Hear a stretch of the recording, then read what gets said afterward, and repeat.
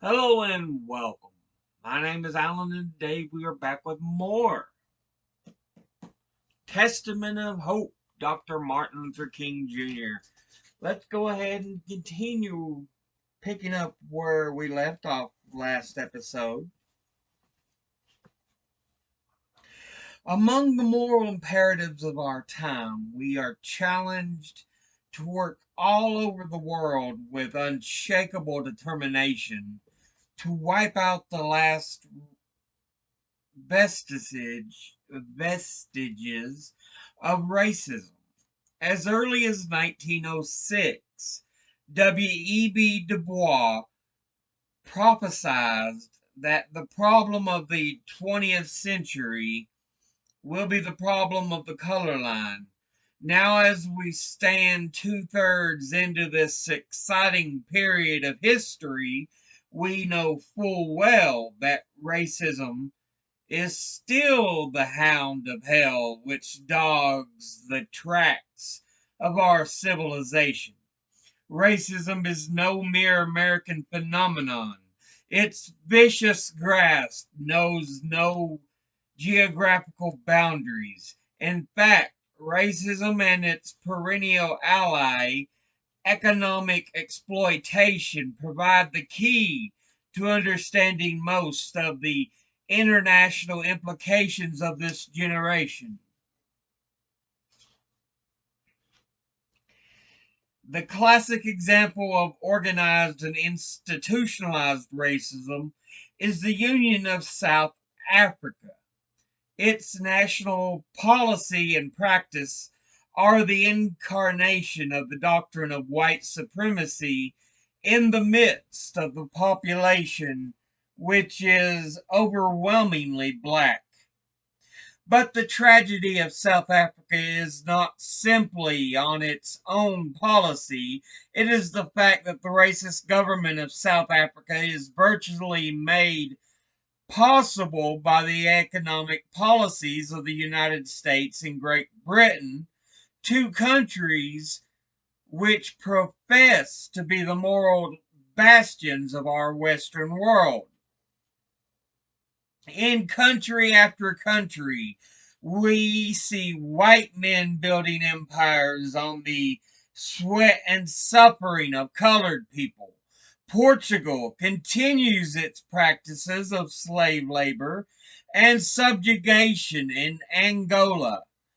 The Ian Smith government in Rhodesia continues to enjoy the support of British based industry and private capital, despite the stated opposition of British government policy.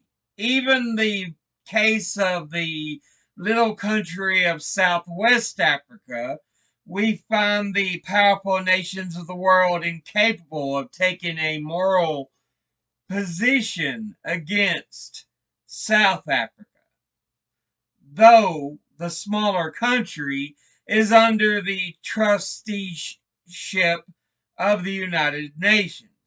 Its policies are controlled by South Africa, and its manpower is lured into the mines under slave labor conditions.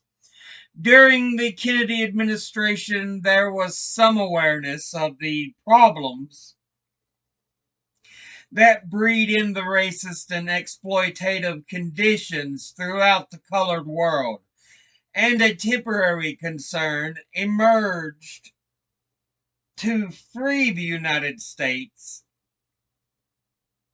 from its complicity, though the effort was only on a diplomatic level. Through the ambassador to the United Nations, Adlai Stevenson, there emerged the beginnings of an intelligent approach to the colored peoples of the world. However, there remained little or no attempt to deal with the economic aspects of racist exploitation.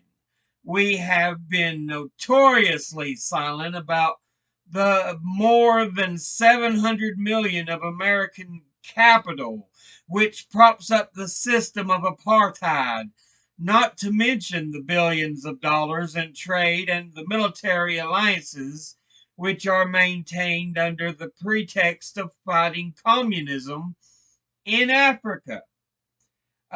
Nothing provides the communists with a better climate for expansion and infiltration than the continued alliance of our nation with racism and exploitation throughout the world. And if we are not diligent in our determination to root out the last vestiges of racism in our dealings with the rest of the world, we may soon see the sins of our fathers visited upon ours and succeeding generations.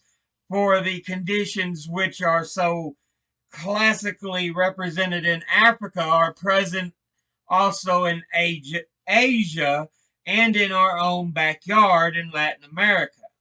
Everywhere in Latin America, one finds a tremendous resentment of the United States, and that resentment is always strongest among the poorer and darker peoples of the continent. The life and destiny of Latin America are in the hands of the United States corporations. The decisions affecting the lives of South Americans are ostensibly made by their governments, but there are almost no legitimate democracies alive in the whole continent. The other governments are dominated by huge and exploitative cartels that rob Latin America of her resources while turning over a small rebate to a few members of a corrupt aristocracy, which in turn invests not in its own country for its own people's welfare, but in the banks of Switzerland and the playgrounds of the world. Here we see racism in its more sophisticated form, neocolonialism. The Bible and the annals of history are replete with tragic stories of one brother robbing another of his birthright and thereby ensuring generations of strife and enmity. We can hardly escape such a judgment in Latin America any more than we have been able to escape the harvest of hate sown in Vietnam by a century of French exploitation. There is in the convenient temptation to attribute the current turmoil and bitterness throughout the world to the presence of a communist conspiracy to undermine Europe and America. But the potential exploitiveness of our world situation is much more attributable to the disillusionment with the promises of Christianity and technology. The revolutionary leaders of Africa, Asia, and Latin America have virtually all received their education in the capitals of the West. Their earliest training often occurred in Christian mission schools. Here their sense of dignity was established and they learned that all men were sons of God. In recent years, their countries have been invaded by automobiles, Coca-Cola, and Hollywood, so that even remote villages have become aware of the wonders and blessings available in God's white children. Once the aspirations and appetites of the world have been whetted by the marvels of Western technology and the self-image of a people awakened by religion, we cannot hope to keep people locked out of the earthly kingdom of wealth, health, and happiness. Either they share in the blessings of the world, or they organize to break down the overthrow or break to break down and overthrow those structures or governments which stand in the way of their goals. Former generations could not conceive of such luxury, but their children now take this vision and demand that it become a reality. And then they look around and they see that the only people who do not share in the abundance of Western technology are colored people. It is an almost inescapable conclusion that their condition and their exploitation are somehow related to their color and the racism of the white Western world. This is a treacherous foundation for a world house. Racism can well be that corrosive evil that will bring down the curtain on Western civilization. Arnold Toynbee has said that some 26 civilizations have risen upon the face of the earth. Almost all of them have descended into the junk heaps of destruction. The decline and fall of the civilizations, according to Toynbee, was not caused by the external invasions, but by the internal decay. They failed to respond creatively to the challenges impinging upon them. If Western civilization does not now respond to constructively to the challenge to banish racism, some future historian will have to say that a great civilization died because it lacked the soul and commitment to make justice a reality for all men. Another grave problem is that must be solved if we are to live creatively in the world house is that of poverty on an international scale. Like a monstrous octopus, it stretches its choking, prehensile tentacles into the lands and villages all over the world. Two-thirds of the peoples of the world go to bed hungry at night. They are undernourished, ill-housed, and shabbily clad. Many of them have no houses or beds to sleep in. Their only beds are the sidewalks of the cities and the dusty roads of the villages. Most of these poverty-stricken children of God have never seen a physician or a dentist. There is nothing new about poverty. What is new, however, is that we now have the resources to get rid of it. Not too many years ago, Dr. Curtly Mather, a Harvard geologist, wrote a book entitled Enough and to Spare.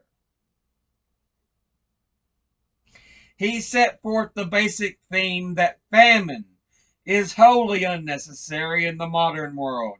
Today, therefore, the question on the agenda must read, why should there be hunger and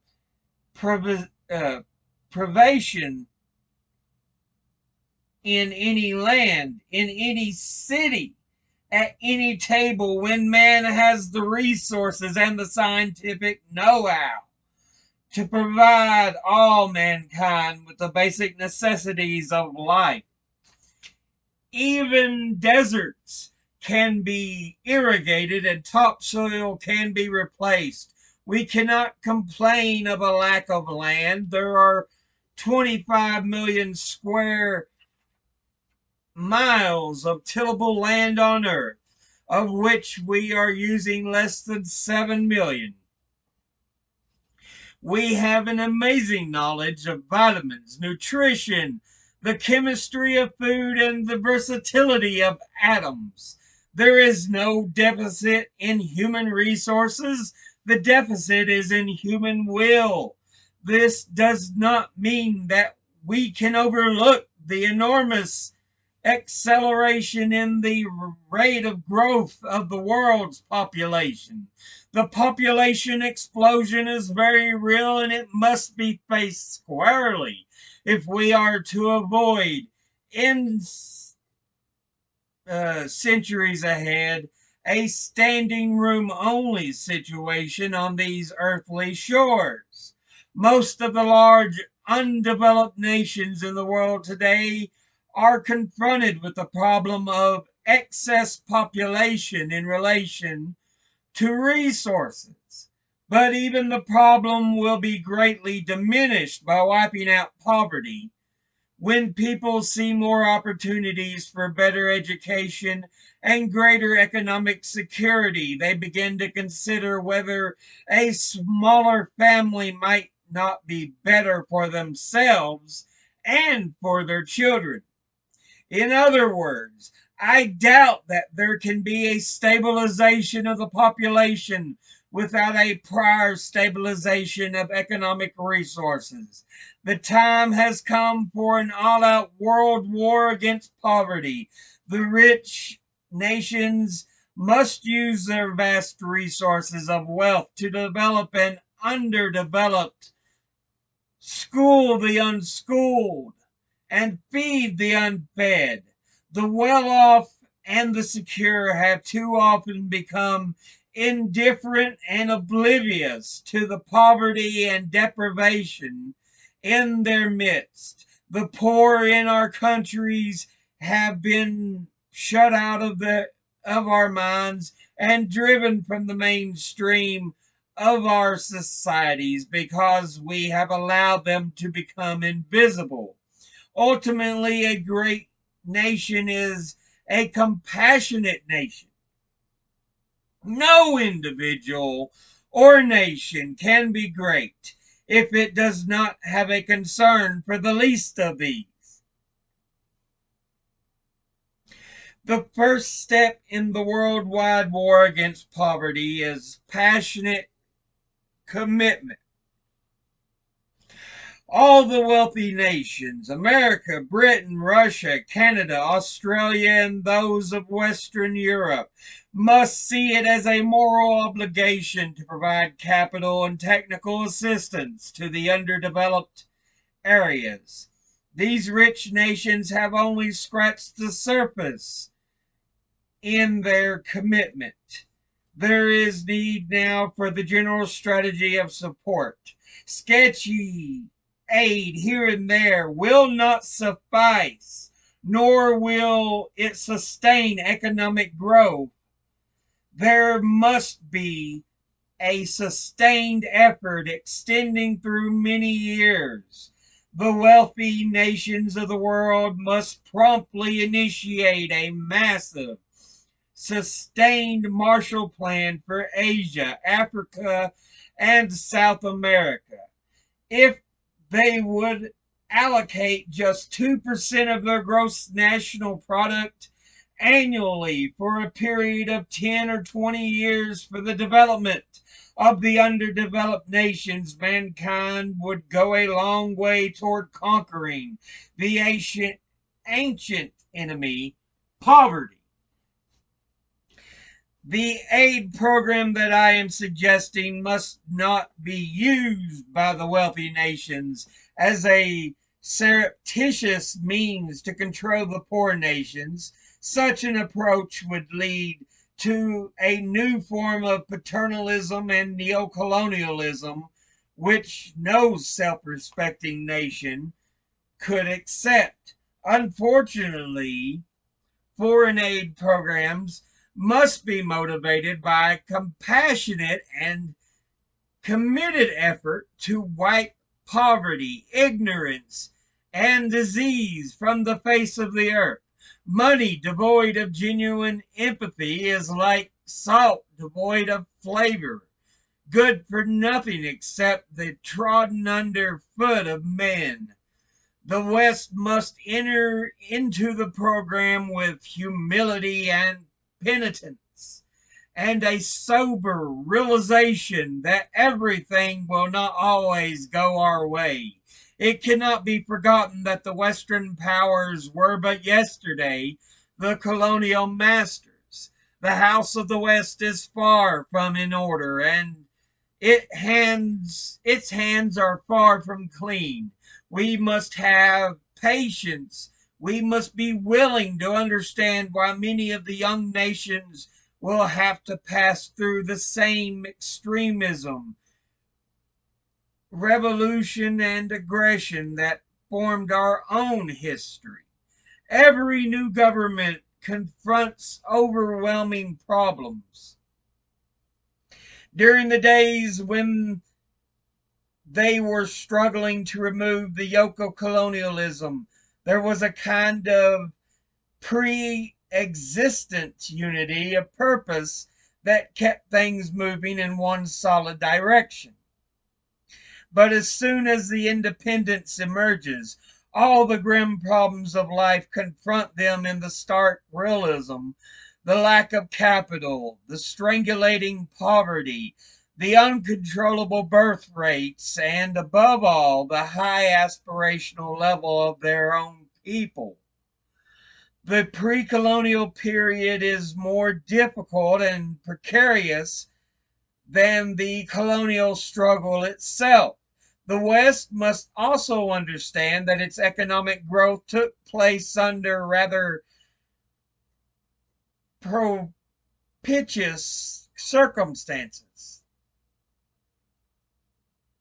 Most of the Western nations were relatively underpopulated when they surged forward economically, and they were greatly endowed with the iron ore and coal that were needed for launching industry.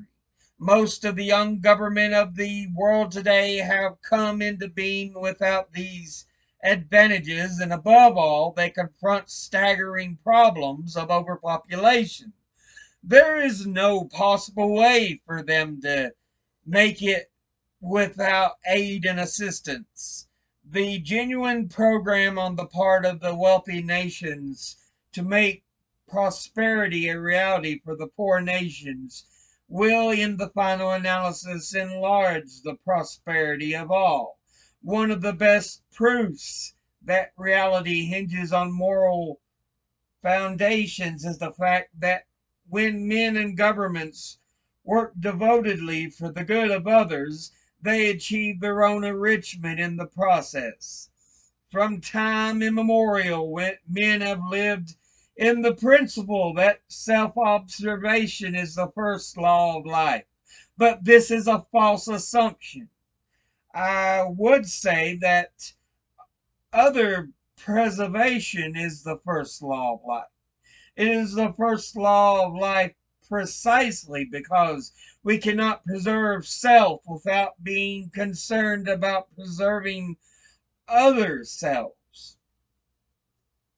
The universe is so structured that things go awry if men are not diligent in their cultivation of the other regarding dimension. I cannot reach fulfillment without thou. The self cannot be self without other selves. Self concern without other concern is like a tributary that has no outward flow to the ocean, stagnant, still, and stale. It lacks both life and freshness. Nothing would be more disastrous and out of harmony with our self interest than for the developed nations to travel a dead end road of inordinate selfishness. We are in the fortunate position of having our deepest sense of morality coalesce with our self-interest.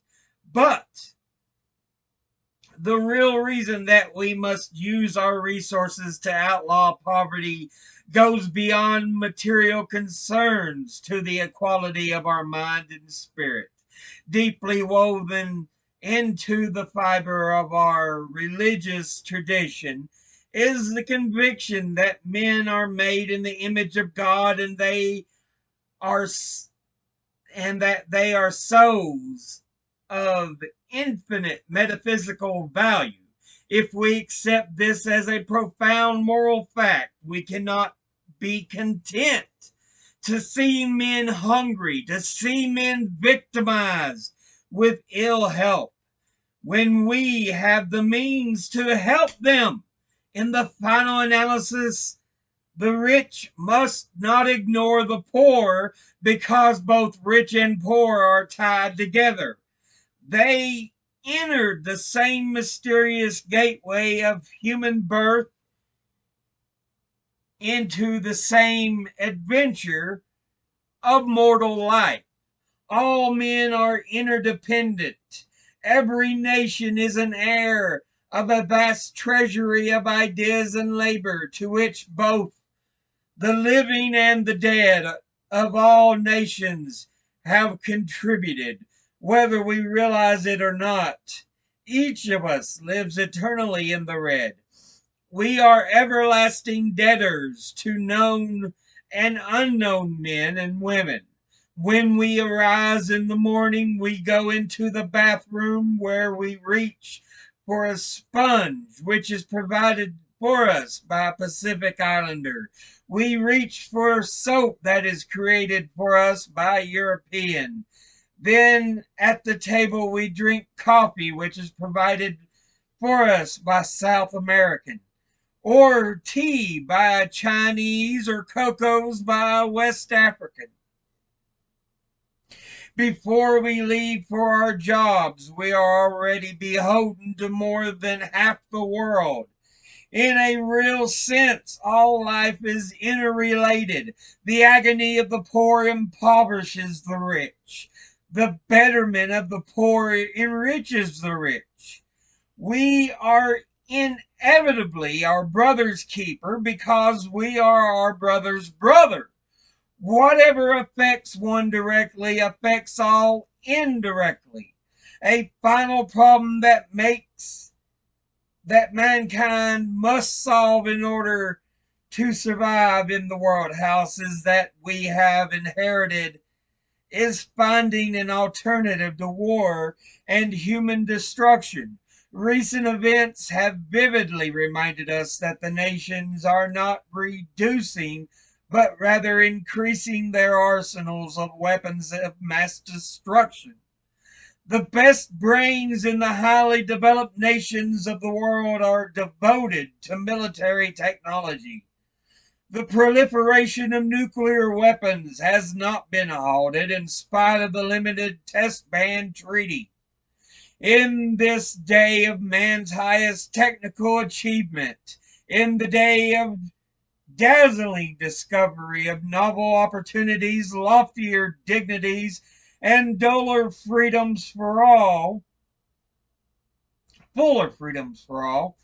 there is no excuse for the kind of blind craving for power and resources that provoked the wars of previous generations. There is no need to fight for food and land. Science has provided us with adequate means of survival and transportation, which make it possible to enjoy the fullness of the great earth. The question now is, do we have the morality and courage required to live together as brothers and not be afraid? One of the most persistent ambiguities we face is that everybody talks about peace as a goal, but among the wielders of power, peace is practically nobody's business. Many men cry, "Peace, peace," but they refuse to do the things that make for peace. The large power blocks talk passionately of pursuing peace while expanding defense budgets that already bulge, enlarging already awesome armies, and devising ever more devastating weapons. Call the roll of those who sing the glad tidings of peace, and one's ears will be surprised in the responding sounds. The heads of all the nations issue clarion calls for peace, yet they come to the peace table accompanied by hands of brigands, each bearing unsheathed swords. The stages of history are replete with the chants and choruses of the conquerors of old who come killing in pursuit of peace. Alexander, Genghis Khan, Julius Caesar, Charlemagne, and Napoleon were akin in seeking a peaceful world order, a world fashioned after their selfish conceptions of an ideal existence. Each sought a world of peace, at peace, which could personify his egotistic dream. Even within the lifespan of the most of us, another megalomaniac strode across the world stage. He sent his blitzkrieg bent legions blazing across Europe, bringing havoc and holocaust in his wake. There is a grave irony in the fact that Hitler could come forth following nakedly aggressive expansionist theories and do it all in the name of peace. So when in this day I see the leaders of the nations again talking peace while preparing for war, I take fearful pause. When I see our country today intervening in what is basically a civil war, mutilating hundreds of thousands of Vietnamese children with napalm, burning villages and rice fields at random, painting the valleys of the small Asian country red with human blood, leaving broken bodies in countless ditches, and sending home half men mutilated mentally and physically. When I see the unwillingness of our government to create the atmosphere for a negotiated settlement of this awful conflict by halting bombings in the north and agreeing unequivocally to talk with the Viet Cong, and all this in the name of pursuing the goal of peace. I tremble for our world. I do not only, I so not only, I do so not only for the dire recall of the nightmares wreaked in the wars of yesterday, but also from the dreadful realization of today's possible nuclear destructiveness and tomorrow's even more calamitous prospects. Before it is too late, we must narrow the gaping chasm between our proclamations of peace and our lowly deeds, which precipitate and perpetuate war. We are called upon to look up from the quagmire of the military programs and defense commitments and read the warnings on history signposts. One day we must come to see that peace is not merely a distant goal that we seek, but a means by which we arrive at that goal. We must pursue peaceful ends through peaceful means. How much longer must we play at deadly war games before we heed the plaintive pleas of the unnumbered dead and maimed of past wars? President John F. Kennedy said in one occasion Mankind must put an end to war, or war will put an end to mankind. Wisdom born of experience should tell us that war is obsolete. There may have been a time when war served as a negative good by preventing the spread and growth of an evil force. But the destructive power of modern weapons eliminates even the possibility that war may serve any good at all. If we assume that life is worth living and that man has a right to survive, then we must find an alternative to war. In a day when vehicles hurtle through outer space and guided ballistic missiles carve highways of death through the stratosphere, no nation can claim victory in war. A so-called limited war will leave little more than a calamitous legacy of human suffering, political turmoil, and spiritual disillusionment.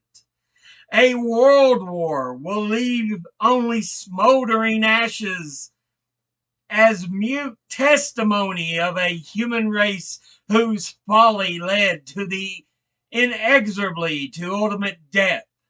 If modern man continues to flirt unhesitatingly with war, he will transform his earthly habitat into an inferno, such as even the mind of Dante could not imagine.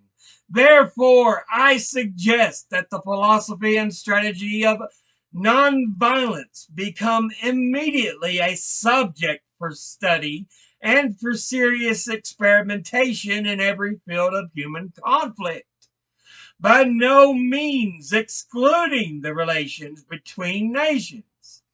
It is, after all, nation states that make war which have produced the means that threaten the survival of mankind and which are both genocidal and suicidal in character.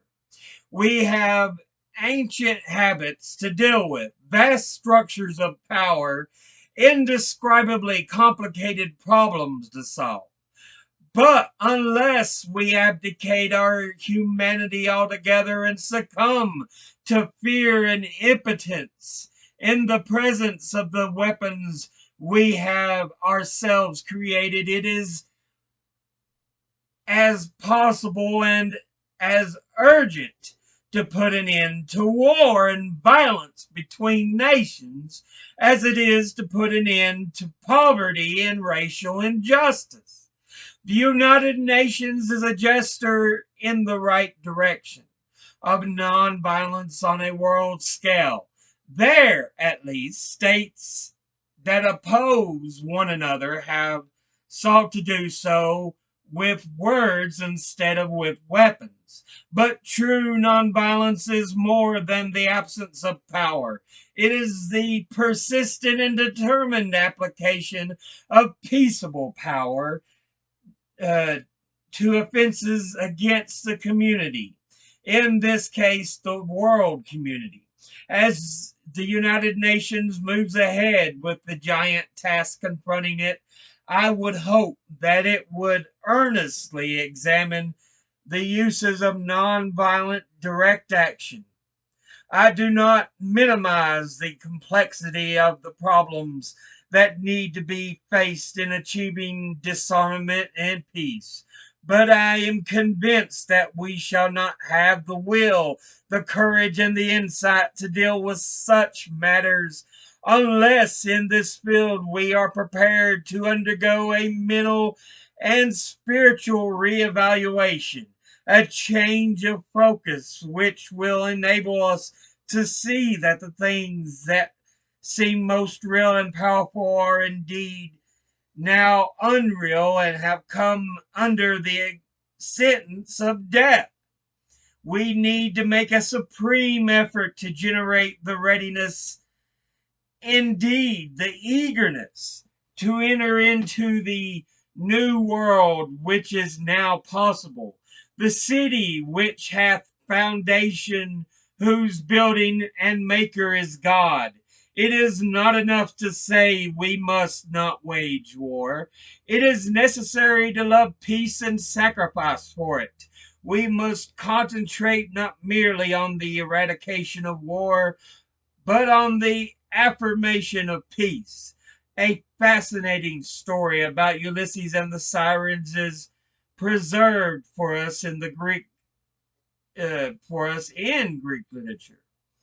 The Sirens had the ability to sing so sweetly that sailors could not resist steering toward their island. Many ships were lured upon the rocks, and men forgot home, duty, and honor as they flung themselves into the sea to be embraced by the arms and drew them down to death. Ulysses, determined not to succumb to the Sirens, first decided to tie himself tightly to the mast of his boat, and his crew stuffed their ears with wax. But finally, he and his crew learned a better way to save themselves. They took on board the beautiful singer Orpheus, whose melodies were sweeter than the music of the sirens. When Orpheus sang, who would bother to listen to the sirens? So we must see that peace represents a sweeter music, a cosmic melody that is far superior to the discords of war. Somehow we must transform the dynamics of the world power struggle from the nuclear arms race, which no one can win, to a creative contest to harness man's genius for the purpose of making peace and prosperity a reality for all the nations of the world. In short, we must shift the arms race into a peace race.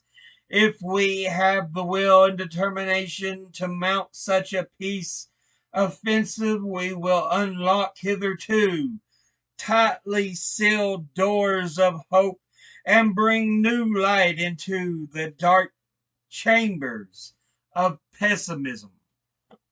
So yeah, Dr. King basically telling about how peace is often misused by certain people, certain leaders. They talk peace out from their mouths, but at the same time they work on weapons of war to increase their arms stockpiles. This was especially true during the time of Dr. King during the Cold War. We saw so much going on. He pushes the idea that we must work together. We must eliminate poverty.